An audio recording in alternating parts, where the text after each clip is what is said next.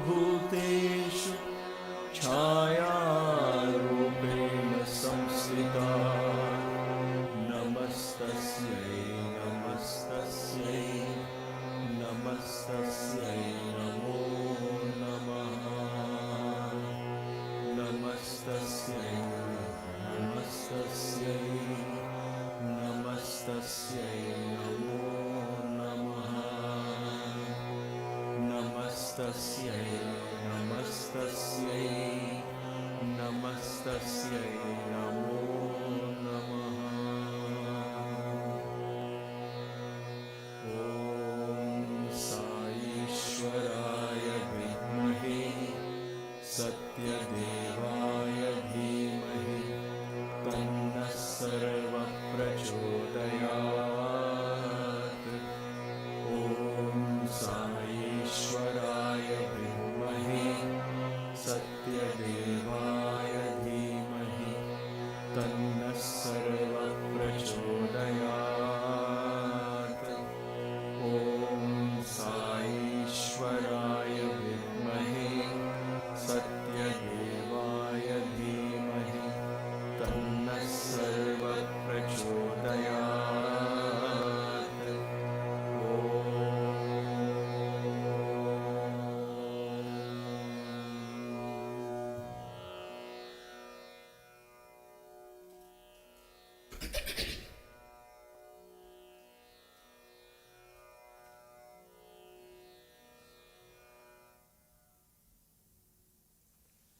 Namaste and welcome to Kaivalya Yoga Gurukulam on another divine evening. In North America, we celebrate Thanksgiving tomorrow, so it's on the eve of Thanksgiving, where everybody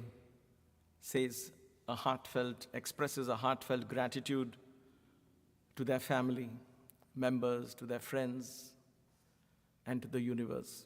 So it's a beautiful occasion. So welcome to Kaivalya Yoga Gurukulam on the eve of such a divine occasion. Let us, as always, begin the Satsang with a deep prayer to the energy of Ganesha, so he removes all the obstacles on our path, clears the energies, so that our consciousness can rise above to higher dimensions, where we begin to contemplate on the secrets of our own higher self.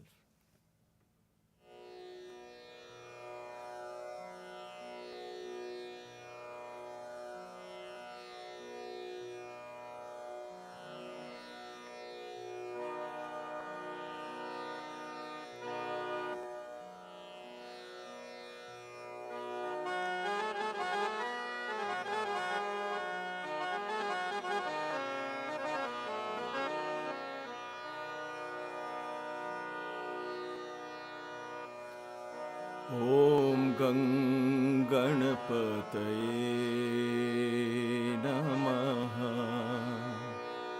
Om Gang Ganapataye Namaha. Om Gang Ganapataye Namaha. Om Gang Ganapataye Namaha.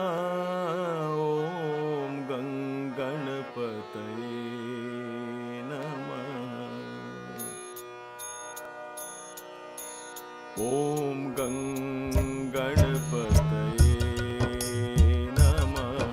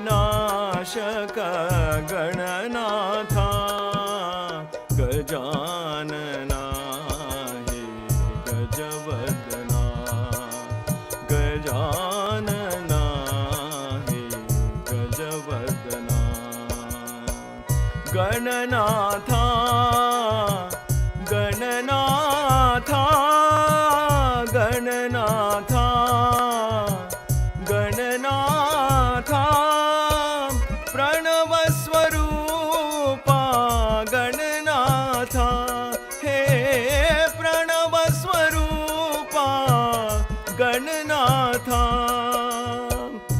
पर्तिपुरीश्वर Gananatha पर्तिपुरीश्वर Gananatha Gajanana हे गजवदना गजानना हे गजवदना गजानना हे गजवदना गजानना हे गजवदना ॐ गं गणपतये नमः ॐ गं गणपतये नमः ॐ गं गणपतये नमः ॐ गं गणपतये नमः ॐ गं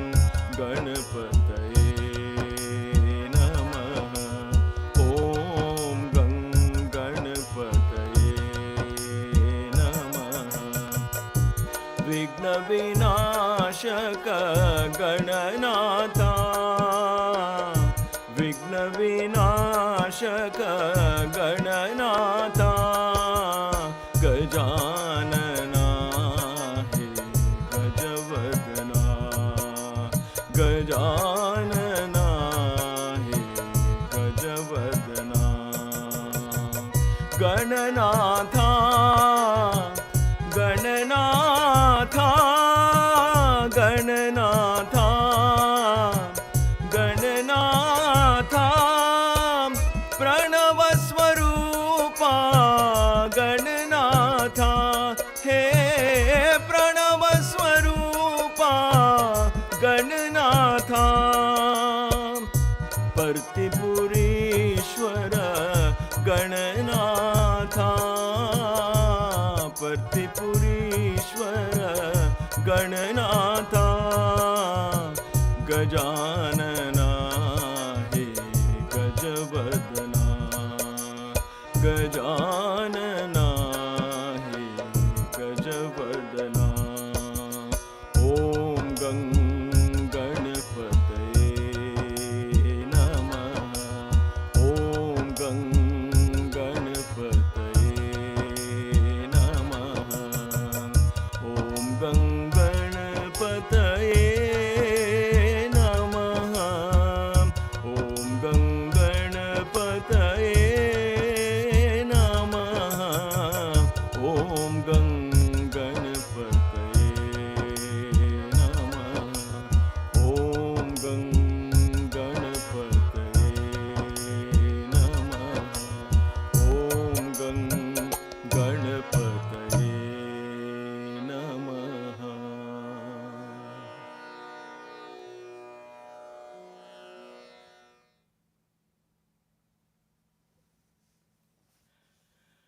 Namaste for those of you who have just joined.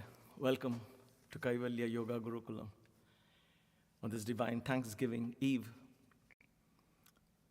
where millions of people are gathered together in family over dinner table and so on. That's tomorrow, actually, but people get home and meet their family. Unfortunately, many cannot this time thanks to the COVID situation. But nevertheless, there's always room to say thanks. And today, we look forward for reasons that the heart is grateful. Maya and I are very grateful and very, very happy that KYG family has extended to include each and every one of you We read each and every comment on Facebook and YouTube, and a heartfelt gratitude for all of you who participate and say such a warm Sai Ram or a lovely greeting with all your love and affection. It touches us, it motivates us. It means so much for Maya and me to know that whatever we are attempting to do is of some use to everyone. And we are so grateful that we are instruments in the hands of the divine. So let us continue our study of the Devi Khadgamala. We are still in the very beginning stages of this divine stotra, which is supposed to provide the armor, the protection to the body and the mind.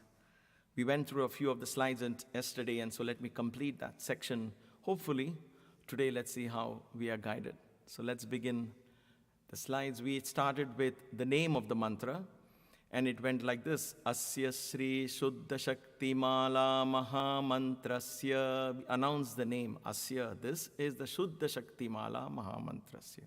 And then we say, who is the Rishi of this mantra? We say, Upastendriyadishthai Varunaditya Rishihi. We announce the name of the Rishi with great reverence. The god of rain and sun together, they form and given us this energy principle. So we bow down to these rishis, to these energies, cosmic energies that has given us this mantra. And then we say the chandas of the mantra. We talk about the meter of this mantra. We talked about how Gayatri is so powerful because of the 24 syllables in them. Devi, Gayatri, Chandaha. So the palm goes against the nose just so that the breathing comes in order. So it's remind ourselves, Devi, Gayatri, Chandaha, Chandas.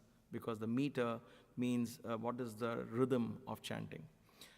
I perhaps mentioned yesterday, I'm not able to recollect, but the fact that it is Gayatri, Gaya means you can sing it. You can sing this, you can put a tune to these mantras. It is not wrong. In Vedic mantras per se, like Rudram and others, you don't put any other tune other than that which is given to us. Other than that you learn in the Rig Vedic regimen, in the Yajurveda regimen. Not that they are very different, they are more or less the same.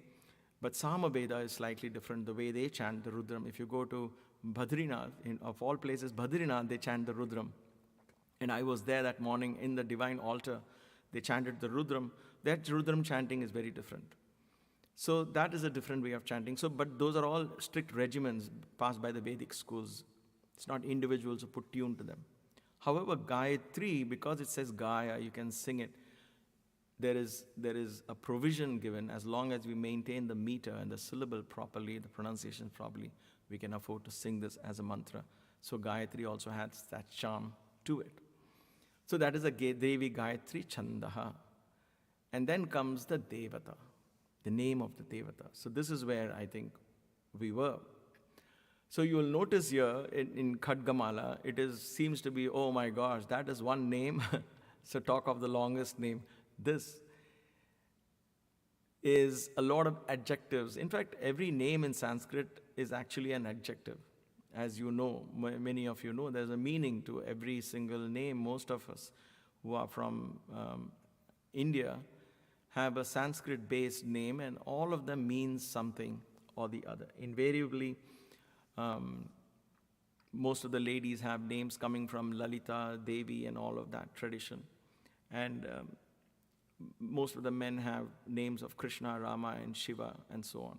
So it's all these are names, but they are actually adjectives, indicating the energy of that principle. So what you see here is a bunch of adjectives. So let's take one by one and learn this. So before that, let's see how it is chanted. It is Sattvika, Sattvika Kakara Bhattaraka, Pitastita, Kameshwaranga Nilayayai, Mahakameshwari, Sri Lalita, Mahabhattarakayai, Devatayai, Namaha. So there is a school that doesn't say Namaha. There are some practices that they just say Devata, because it's only a Devata name. You're not offering salutations. But I like saying Devatayai Namaha. I belong to that school that After all this calling upon such a beautiful, powerful energy, as you meditate and you call upon that, automatically you want to say Namaha at the end of it. So I like to put a Devatayai Namaha, even though that is not really required. Just saying, putting it out there. So let us take a name, word by word, and then you will see that you will be, once you understand the meaning and you will understand the connections between the words, the mind begins to form a neural path and memory begins to form. Satvika kakara bhattaraka pitastita. So let us take each word. Satvika. Now Satvika means, technically speaking, it means wife of a Brahmana. Now you might say, oh my gosh, what is this caste thing coming in this? Why is she wife of a Brahmana? Is Shiva a Brahman? And all? It's not like that. Here the word Brahmana is one who's steeped in the consciousness of Brahman. So she is that Brahman's Shakti. That's why it's considered wife of Brahmana. Okay? Also speaking, the word Brahmana is a very sacred word. It does not mean a particular sect of people. Unfortunately, like everything else, as time passes, it gets corrupted. Unfortunately, that pure concept, which in the Purusha Sukta, in the Vedas, they described the cosmic being in the form of all the peoples in the society had a place in that cosmic being. They were all expressions of that cosmic being, right? So the people who were doing labor and who were employees, basically, they were considered Shudras. All employees are Shudras because they do what they are told to do, right? It doesn't mean you have to be born in a particular part of the country or born to a particular family to be a Brahmana or a Shudra. It is the nature of your occupation that determines in that particular context where they understood the society, and they said, but all of this plays a role in the cosmic being. It's an expression of that same cosmic being. There is no difference. Each one is playing a different function, a different role. So they compared the employees, those who are employed, as the Shudras, the feet of the cosmic being. So you and I, when we bow down and we touch, we bow down to the employees, because without them, without the soldiers in the army who are just doing what they are told, without employees in a company who just obey orders and do what they are told, without those people in the factories who are just doing exactly their job, without that, economy will not come up, right? So they are the ones that build the economy, right? So that is the feet that holds the entire cosmic Purusha. In other words, they are the ones who hold the economy, right? So that is the Shudra. Vaishyas. Vaishyas are the ones who are the businessmen, who are traders, by occupation again, not by birth, who become traders. So anybody who indulges in trading, in buying and selling, exchange of good, barter system, and so on and so forth, all of these come under the Vaishya system. Now they form the thighs and the hip region of this cosmic being. Then comes the chest and the torso, the main portion of the body which digests food and distributes. That is the army, the soldiers. They form the soldiers. So Kshatriyas, the warriors, form that part of the body of the cosmic being, the Virata Purusha, the cosmic Purusha. And then the face, because the face speaks, the face listens, those who teach become the Brahmanas. They form the face of the Purusha. It doesn't mean that because they are teaching, they are somehow more powerful. When we go to the temple, we fall at the feet. We don't touch the face. We can't even touch the face, right, of an idol. So there's nothing like which is superior, which is lower. It's a bizarre misunderstanding, a miscalculation, and somehow it creeped into the system, and it's one of the curse of that degradation of civilization, if you will, that people have begun to believe that somehow it is by birth.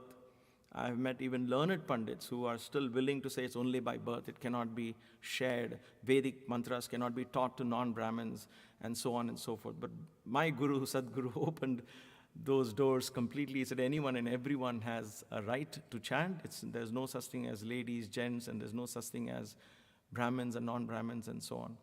So that phase is over, at least.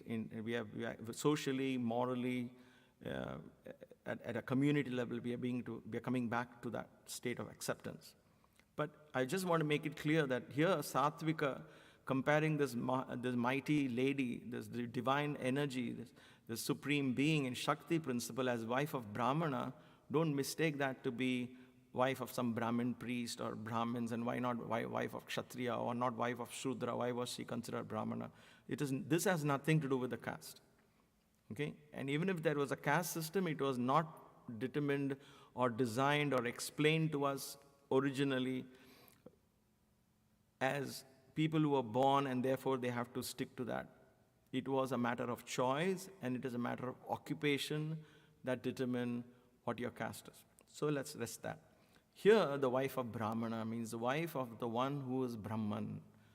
Brahmana, the one who is full of Brahman. So Shiva is full of Brahman. He is the Brahman, right? So his Shakti is what? His wife. Wife is the closest. Wife is always an expression of the husband in very good marriages. And so wife becomes, so she is considered Sattvika. So that's why we call upon her as Sattvika. Sattvika Kakaraka. Karaka means author, maker, the one who makes this sound. Kara. Okay, Karna, Kara, Karana, all that. The cause of what? Cause of what? Kara means cause of what? Cause of Ka, the letter Ka. So what is this letter Ka? Now, in Indian languages, when you begin to learn the letters, the consonants that is the body, right? The vowels are always there. Those are just sounds that naturally come. I, U. That's just gentle sounds. But when you begin to use the different forms of the guttural sounds, the labial sounds, the sounds that emanate from the lips, the sound that where you roll up your tongue and all of that. Someday when we discuss in Kaivalya Marga class, I'll talk about this in detail when we come to the sound element. But here, when we start those languages, if you go back to your language, and I can specifically speak of Hindi and so on, and Sanskrit and so on, and I'm sure other languages, you start with ka, ka, gha, ga, na. You always start with ka, gha, ga, na. Ka, any word starts with ka, any name starts with ka. Ka has a very powerful component to it. So ka by itself is a very powerful letter. It doesn't have to be kam, keem, kum, and all that. Ka. That ka becomes kleem in the mantra. So ka is a very powerful mantra. So in the supreme mantra of Devi, there are 16 syllables like this. Ka, e, I, la, hrim. Ha, sa, ka, ha, la, hrim, and so on. So that is a proper initiation you get, and there are 16 mantras for the supreme Shakti. When you begin to invoke the mother goddess in all the splendor and the glory. But we are going to learn how to invoke her as a small child. We want that. We want the small child to come and hold our hands, the little girl, and tenderly lead us to her mother. That, in other words, the gentle energy that opens the doors to the bigger energy. So, but those 16 letters, the first letter of that mantra is Ka. So, yesterday I said there are 16 Khadgamalas. Like this, what we're going to chant and learn over the next weeks. There are 16 like that. Each one of them start with a different letter here. So when I call upon the Devata of that particular Khadgamala, here it is Kakara Bhattaraka. Then it will be, in some it will be Hakara, in some it will be Lakara. So like that it will go on. So each letter, so here she is the one who gives birth to that letter Ka for us. Okay? So we call upon the one who gives us the letter Ka. Ka is as the beginning of the entire language series. Without Ka, nothing else. So we always start with Ka, Ka, Gha, Ga, Na, Cha, Cha, Ja, Na, and so on. Ka. Sattvika Kakaraka, the one who makes this sound of Ka, given us the sound of Ka. Sattvika Kakaraka. The Ka is also, the crow comes, it makes a sound of Ka. And crow is associated with Saturn. Saturn is associated with Yama, the goddess of longevity, death, and life. So you see, the sustenance of life, the energy of life, the longevity in your life comes from Ka. That is why the word crow came. Crow comes from Ka. Kaka we say, right? Ka. So crow, the sound of the crow Ka, ka, ka, ka. That is the letter. So next time if there's a crow, in India there are a lot of crows, when you listen to the letter ka, meditate on that sound of the crow. It's a very powerful sound. That's why in India there is a practice even today, for those of you who don't know, they put rice and invite the crow to eat the rice first. Because the crow comes and eats the rice, that sound it makes, ka, ka, ka, purifies the food in the house, purifies the atmosphere in the house. And that sound vibrations help in the members of the family living long and happy, because that ka is associated with Saturn energy and so on. So ka is a very powerful mantra.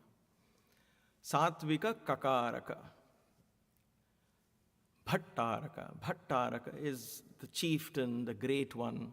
So it's just an exclamation of this powerful being. Satvika kakaraka, kakara, satvika kakara bhattaraka, pitha stita. Pitha stita. So one who is settled in a seat. So you're calling upon this Devi, who is she? You're calling upon the one who is so-and-so, so-and-so, so-and-so, right? So that's how we're going to call upon her. So the one who is the wife of the Brahmana, the one who gave us the letter Ka, the original letter from where language itself originates. Not sound, language originates, meaningful language, right? The sound is Om. Language originates from Ka. So the one who gives us the Ka, the mighty one, Bhattaraka, the one who is seated, Pitha, his seat, Sthita is Sthita, Sthapana, Sthita, right? The one who is settled in that seat. Where is that seat?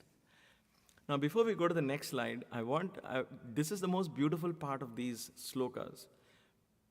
All the slokas leads you to Advaita. They're not different from Advaita. They're not Dvaitic in there. The approach seems to be Dvaitic.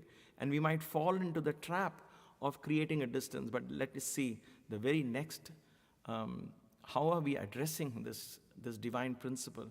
So she is seated. We say, where is the seat? So that's where the mind goes, right? Pita sthita, where? Kameshwara anga nilayaya. Where is she seated? She is seated in Kameshwara, Kama Ishwara. Kama is love. Kama is also desire, and it's always looked down upon as one of the evil qualities and so on. So that is in a different context. In this context, Kama is divine love, because there is no oneness without love. And in oneness, there is only love. That's why I keep saying in that higher dimensions, there is only love, only love, only love. The higher aspects of Kama. So don't think Kama is something bad. Kameshwara, the Lord of this love, the Lord from where the concept of love itself originates. That's why love is God, God is love, Baba would say, right? Kameshwara. So she is seated where? Kameshwara. Is she seated next to him? Is she seated at his feet? Where is she seated? Kameshwara anga nilayaya. Anga means limb. Anga. Like those who speak Hindi will know anga. Even in Tamil, and I think most of the Indian languages, anga is means a part of the body, a limb of the body. So she sits on the limb of Shiva. In other words, she is part of Shiva. This imagination, this calling upon, and this visualization rather than imagination, this visualization of Devi sitting and being a part of Shiva.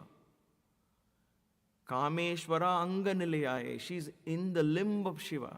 It's almost like merged in the Shiva. She's part of Shiva itself. That the subconscious mind absorbs the energy of the concept of oneness. Even though the logical mind is visualizing Devi sitting, and I'll come to that sitting part of it, how it is visualized in a bit. But even though the logical mind visualizes that, the subconscious mind opens up and understands, the proximity and oneness is possible. So that's what is happening deep inside. That is the power of these mantras. That is the power of these upasana marga. Upasana means worship. So worship is also another practice towards oneness. Oneness with the Supreme. But you could miss that and you could treat it as, Devi is angry with me, let me do this 108 times, let me do it 500 times, let me do it for 6 months continuously. And we put up all this dramatic sadhana around us and seek a sense of fulfillment for the ego to have done something. and said, yes, I did all the sadhana. That is our fault, rather.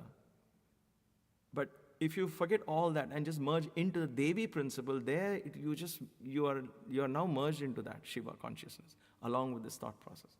I hope you're getting what I'm saying, because to me, this gives me goose pimples every time I say this, and in the Dhyana Sloka, again, it will come very beautifully. Kameshwaranga nilayaya, you who are established in the anga of Shiva, a part of Shiva. You are the Shakti of Shiva. So you're not separate from him, you are part of Shiva itself. So when we are contemplating, yad bhavam tad bhavati, brahmavid brahmaiva bhavati. These are all Vedic injunctions. What you think, you become. What you think, you become. So when you keep thinking of Devi as part of Shiva, you also become the part of Shiva. Whether you believe it or not, like it or not, want it or not, that's what is happening here. And that is the essence of the teachings of Sanatana Dharma. Every single Godhead, God principle, whether it is the followers of Ganesha, Ganapatyas as they call, followers of the Shaktis, Shaktas as they call, the Shivas, Shaivites, followers of Vishnu, followers of Kartikeya. These are the broad schools of practices where all the pujas are set out, mantras, pujas, and ritualistic practices are in these forms of school. Ganesha, school of thought, the Kartikeya, the son of Shiva, Subramanya, school of thought, the Shakti, school of thought, Shiva, school of thought, and Narayana, Vishnu, school of thought. Here in Vishnu comes all the avatars and all of that, right? So almost all our pujas are in this form, in one of these schools. So now we mix and match all of them, but there was a time perhaps when they were strictly following, each one followed. Anyway, my point is, whatever the path, each of them talk to that oneness with Brahman. Oneness. All of them lead to finally the Advaitic concept. So when I pray to Murugan, when I pray to Subramanya, when I pray to Kartika, I say, you are the Brahman. And therefore in that I merge into him to become the Brahman, and therefore I become Brahman. Like that each one leads us to the Advaitic principle. In this case, Kameshwaranga Nilayaya. There is a beauty in this visualization. So when we talked about Dakshinamurti, what did he do? He had his right foot on the ground and his left knee was folded. His right foot was on top of the demon called forgetfulness, right? If you remember, we studied that. He's pressing the forgetfulness so that we begin to remember our own divinity. That is how Dakshinamurti is seated, completely lost in meditation, smile on his face under the banyan tree. He doesn't speak. That is the Shiva consciousness. So we visualize him as the Guru, but that is Shiva sitting. Now he's got this left thigh vacant. He's folded the left, his right leg is down. So visualize that. So his left thigh is vacant. So Anga Nilayaya, Devi, Shakti, his Shakti, facing him, sits on that. So her left leg is down, her right leg is folded, and she is facing him. Kameshwara Anga Nilayaya. So which Anga means? There is a school of thought that she sits on his lap. Which lap? On the left side. That is why Shiva's left side is Shakti and the right side is him. So she sits on his left side, so close. So imagine sitting on the lap and looking into Shiva's face, how close that is. That's why he is addressed as Kameshwara, and she is addressed as Kameshwari in the next words, Maha Kameshwari, not an ordinary lover. She is a Maha lover. She gave up everything to become one with Shiva. That is the kind of tapas she did, right? For hundreds of years, for many lifetimes, she continued the tapas with Shiva, with each lifetime getting closer and closer, closer and closer to that divine consciousness. So she says, so Kameshwara Anga Nilayaya, you who are sitting there on the limb of Shiva, who's now become part of Shiva. When you take a picture with somebody and somebody puts an arm around you, when the spouse put an arm around each other, or children and brothers and sisters put arm around each other and take pictures, you feel, oh, how close they are, what a warm family, right? Just one arm around, imagine one arm around the shoulder. Imagine sitting on the lap and looking into Shiva. That was how intensely devoted she was to Shiva. She didn't see anything else other than Shiva. She doesn't know that. Now, when I say these things, it's very easy for us to fall into the trap of creating human emotions.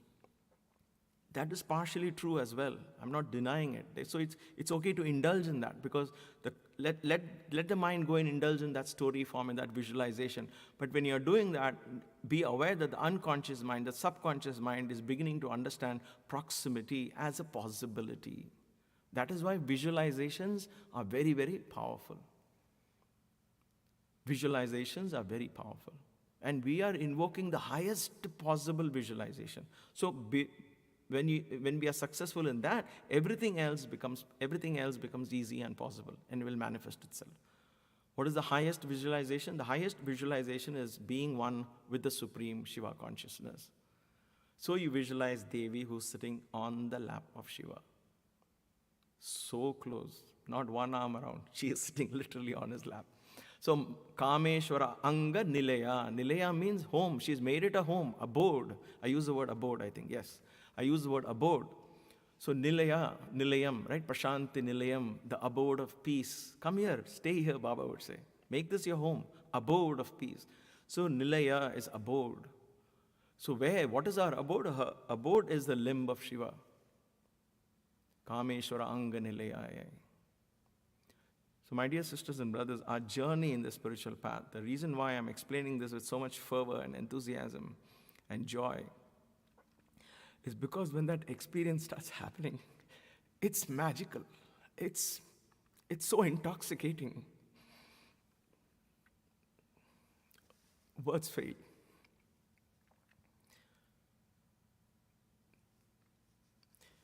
Kameshwaranganilayai, Mahakameshwari.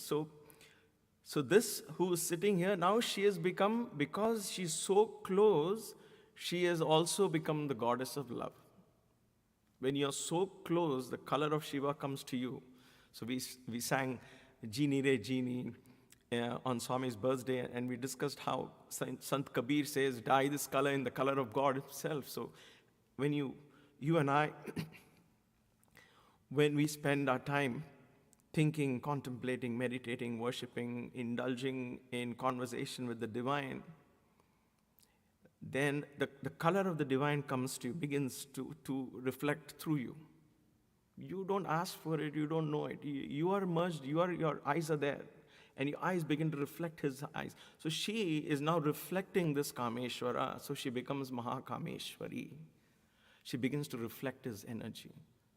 So take this concept and then apply it to the Dakshinamurti Stotram, which says Shiva uses time and space and Maya to create, because she is his energy flowing out. That's all. And she is now an instrument through which his consciousness goes and becomes everything.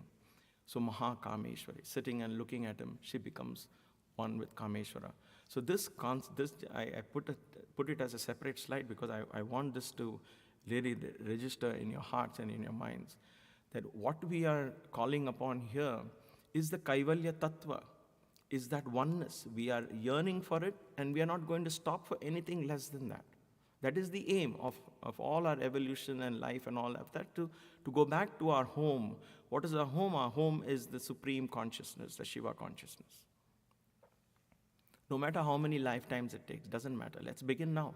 And it becomes more and more and more enjoyable, and only enjoyable as we get more and more, when we cross the initial hurdles of, I love my this and my that. Once you go past that, then you begin to taste the higher energies, the higher dimensions begin to open up.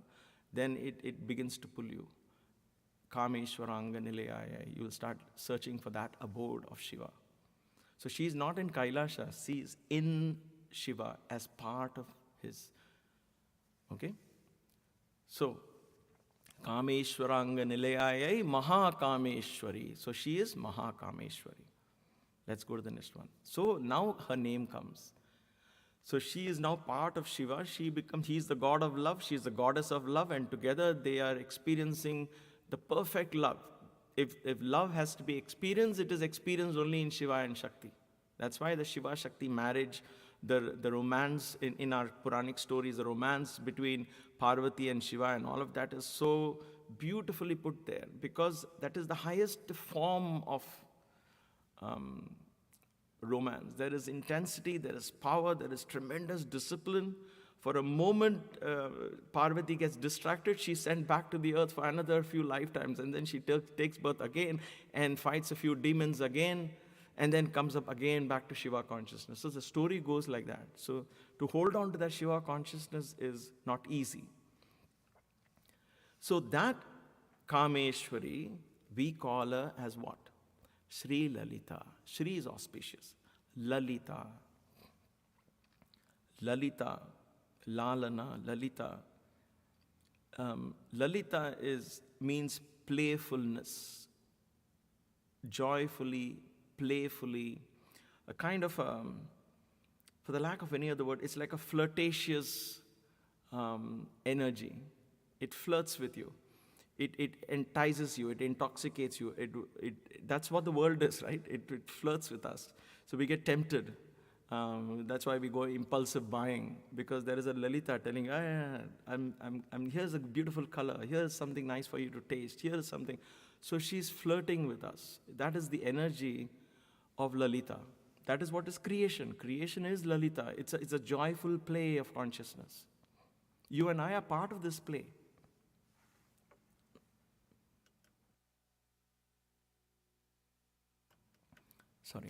You and I are part of this play of consciousness, not different from it, not victims of it, nothing. You and I don't exist. Actually, it is she who's doing all this. She and Shiva, in that dance of Shiva and Shakti, the Nataraja dance, all of this is happening. So Lalita is, this creation is called, if you want another name for creation, if you want a Sanskrit name for creation, it's Lalita. Lalita, playfully expressing the joy of her union with Shiva is playfully expressed in this. Like, when there is joy, what do? We burst crackers, firecrackers, right? You have beautiful lights up in the sky, there's noise, brilliant colors, all that. All Lalita is happening there. Why? Because we want to express our joy. Recently, we had an election, and Joe Biden won. And so what happened that night on his victory, there was huge firecrackers, right? The sky was lit up. Why? Because of expressing that joy. So whenever we want to express joy, that burst happens. So when the Shiva and Shakti are together, creation happens. That is the joy. Of course, this is a poetic way of understanding it, but nevertheless, it's beautiful. And so that joyful expression, that's why I call it a joyful expression. It's an expression of joy of that union of Shiva and Shakti. So you and I are part of that expression. We need to celebrate our lives. We need to celebrate who we are. We need to celebrate our uniqueness, because whether we are tall or short, dark or rich or poor or fair, it doesn't really matter. Black or white, American, Indian, it doesn't matter. The fact that you and I have an existence and an awareness of that existence, there is an I in me, an I in you. The fact that there is an I, that means we have to celebrate. And that I in you is very unique. The I in me is extremely unique. There is no other I. So celebrate that uniqueness, because this whole creation is an expression of that celebration of that oneness of Shiva and Shakti. So Sri Lalita, again we go to Mahabhattarakai. Because look at the amount of, why all this Mahabhattaraka, 2 times Bhattaraka, and Maha comes, Mahakameshwari, Sri Lalita, Mahabhattarakai. Because words fail to explain that state of ultimate union where she is sitting on his lap, completely immersed in his consciousness, and he expresses through her. There is really no difference at that moment. So Mahabhattarakai is the same thing. Bhattaraka is great one, Maha is great. Mahabhattarakayai Devata. This divine being that I'm calling upon is such a great divine being. So at that moment, what happens when I call upon Sri Lalita like that, invariably my mind is now filled with that energy. Because the mind has no shape of its own. The mind has no existence of its own. Thought forms the mind. Thoughts have no shape of their own. So what happens when you think of a tiger, your mind becomes the tiger. The mind is not a container that is holding the tiger, as you would normally think. the mind becomes the tiger, because the mind by itself doesn't exist. In your deep sleep, when there is no thought, where is the mind? Doesn't exist. There is some part of the mind. We'll talk about it in Yoga Sutras, because when you get up, you know that you're sleeping. So there was something recording that experience, right? So that is all technical discussion. But when you're sleeping, there is no mind. Let's understand that for now. And it's okay to be there. When you think of a thought, the mind becomes that thought. So when it becomes that thought, that object of that thought, where is it now? In your mind. Not in your mind, becomes your mind. So it becomes very close. That's why Baba would say, you think of me, I am there in you. Namasmarana becomes, why is it so powerful? Why is it the most powerful practice? All this is part of Namasmarana. Mantra chanting, japa, puja, singing bhajans, all are different forms of Namasmarana. Even pranayama for me is a form of Namasmarana, because you can bring in the name of Ram, as we learnt in Hanuman Chalisa. So when we contemplate on the name, the mind has become already that Ram. When you think of Hanuman, the mind is becoming that. So when the mind becomes that, all the qualities that you are ascribing to that particular form, the mind is beginning to absorb it into itself. And slowly that becomes a reality in us. This is exactly why the Sanatana Dharma, the principles of the Sanatana Dharma, the ancient rishis, the sages, they laid down these paths for us. How we can do this, how we can talk to an idol, how we can relate to that. Because they know that when you look at an idol, the mind is actually absorbing that energy, becoming that. That is why they would say, don't criticize. Baba would say the worst thing you could do is criticize somebody or talk ill of somebody. You can be critical of somebody's actions. Like if your child does something, you have to be critical and all that. That is part of a duty that you're doing in a detached manner. So it's okay. But when you criticize somebody and allow emotions and other things to prevail, then what happens is the mind is actually, forget the immoral part of it, right and wrong and all. What is happening is your mind is becoming that very person whom you don't want it to become. Whether you want something or whether you don't want something is irrelevant at that point. If suppose you're looking at a TV show where there is a mother-in-law character who's very full of venomous and attitude and so on, or a daughter-in-law, or a guy, or whatever character you're looking at, let's say, he contains the qualities that you don't like, and seeing him act and seeing him express that, you're like, oh God, I hate this guy, I don't know why they're like that, oh, chi, and we do all that. Now, because I say I hate this guy, I don't like this character and all, it is of no consequence. Why? Because at that moment, I am absorbing that particular energy. That's why we have problems that we experience in our lives. Look at how many times the mind has become that negative qualities because of our indulgences in so many things. The mind begins to attract that, become that, right? When you become that, the mind attracts all those qualities and stores it in your unconscious mind. And that replays itself in some other situation. It comes back to you as a cough, as a cold, as a disease of some form or the other. Once I had a slight cold, Swami said, monkey mind, dan kosar mein ochindi. You have monkey mind, that's why you had. No, I don't take this literally. That's how strict he was with me, per se. But I took that to heart. I said, oh my gosh, that means there is, at some level, a discrepancy inside has manifested itself as a physical limitation, as a physical disease outside. Today science is proving that, right? Constant stress, constant negativity leads to obesity, heart disease, so on and so forth. All this is explained in our, that is why the rishis said, forget avoiding bad. You can't avoid bad.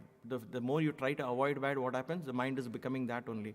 So they said, don't worry about avoiding bad and all. Immerse yourself in Namasmarana. So let me end that with this concept here. And I think we have finished with this. The purpose of the mantra is there, but we'll take that tomorrow.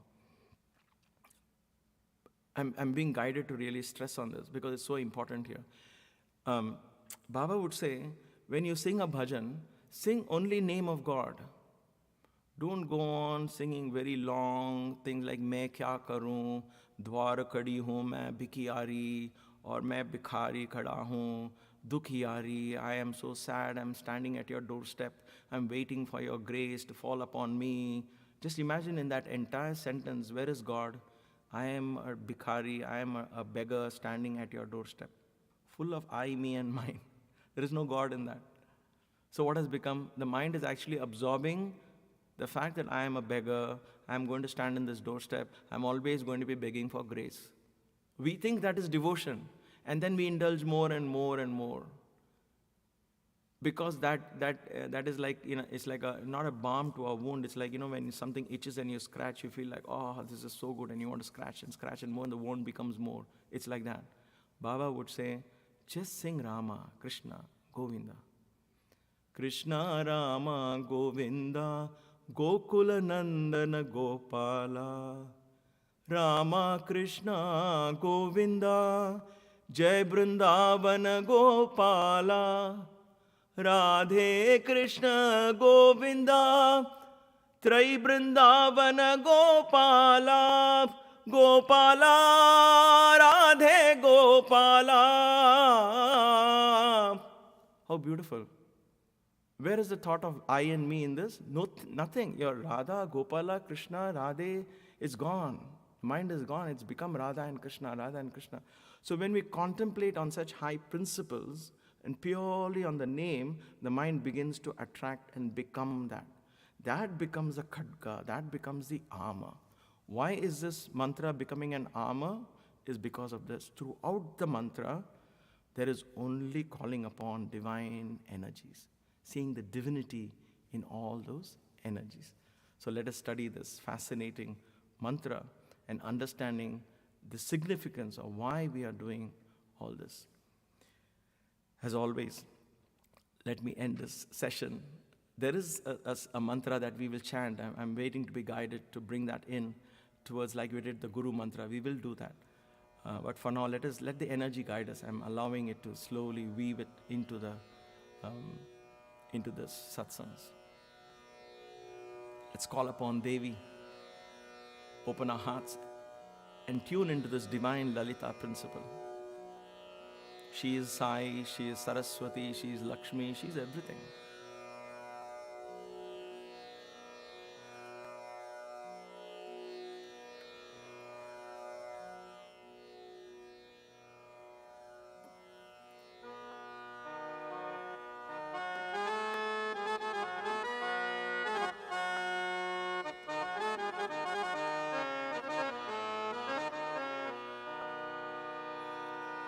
Devi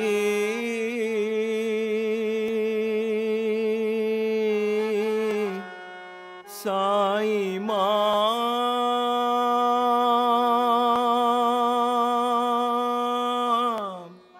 Devi Saraswati Ma.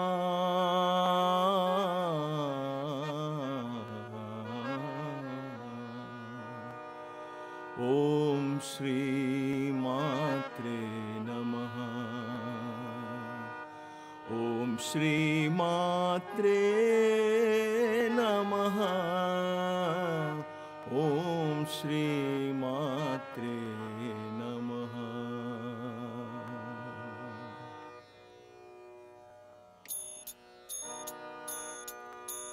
Om Shri Matre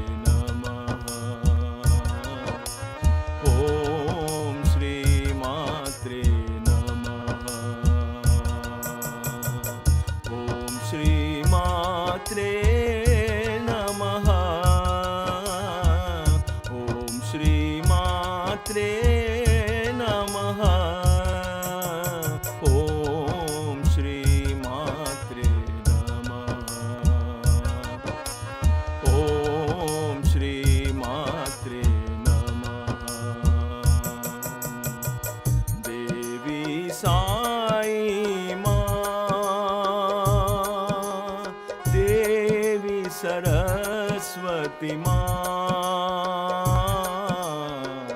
Devi Sai Ma. Saraswati माँ, दुर्गा भवानी माँ, काली कपालिनी माँ, दुर्गा भवानी माँ, काली कपालिनी माँ, जगदोदारिणी माँ, जगदोदारिणी माँ, साई दया करो माँ, सत्य साई दया करो माँ।